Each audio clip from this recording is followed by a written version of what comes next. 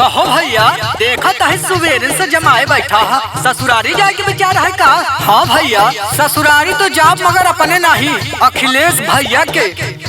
कहो दूसरे ससुरारी कहा जाएगा? और ये सारे अंटे बंट सोचा सुशील प्रेमी के भैया के आज बारात जाए। अच्छा अखिलेश का? हाँ तो म्यूजिक डायरेक्टर मोहित गुमसिमो जाई है।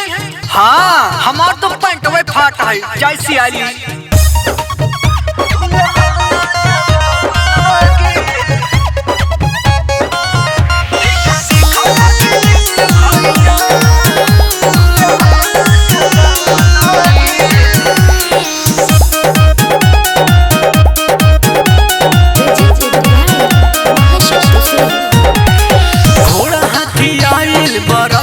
सजाइल बमन मुस्कात बाटे हो, संगी साथी आइल बगर दमचाइल बदुल होला जात बाटे हो।